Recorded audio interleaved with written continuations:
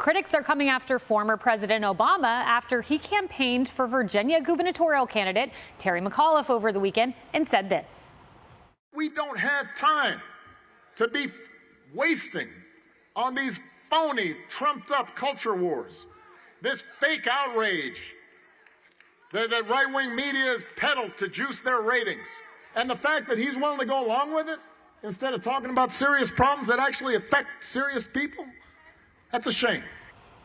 Phony, fake, trumped up. That's what they say about critical race theory. That seems to be the DNC talking point, except Chris Rufo found this, Tommy, really interesting. Investigative reporter, he said, we'll pull it up. Scoop. Terry McAuliffe claims that critical race theory has never been taught in Virginia, but I've obtained a memo from the state superintendent directly promoting CRT, calling it an important analytical tool for addressing power and privilege in all Virginia schools. It appears it's not fake, it's not phony, Tommy.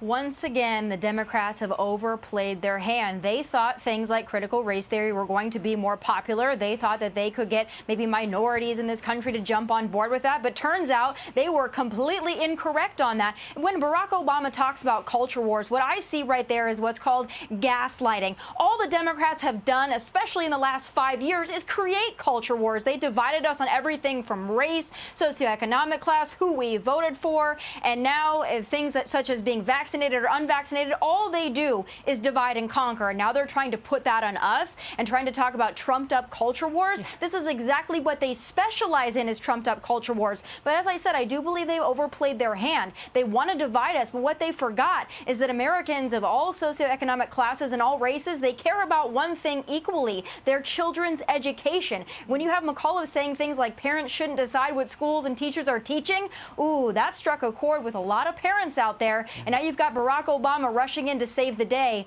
I don't think it's going to work this time. Yeah, and Vivek, serious people and serious problems. He wants to focus on that. Well, one such is a father in Loudoun County who said his daughter was allegedly sexually assaulted by a boy in a skirt in the women's bathroom. I think he's a serious person. I think so, too. That was a travesty, and I think it's exhibit A of what's wrong in our schools, including in Virginia. And you want to talk about phony culture wars? How about labeling those concerned parents who bring up those issues as domestic terrorists, which we talked about earlier on this show?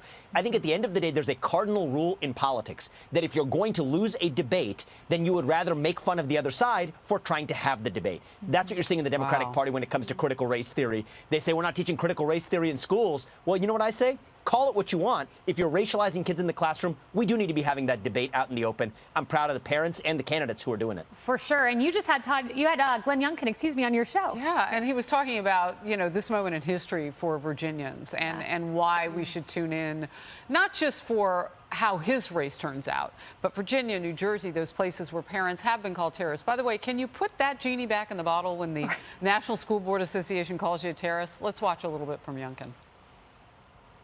When I'm governor, I'm going to stand up for Virginia's parents. And by the way, America's parents see it happening because it's happening in their schools, too.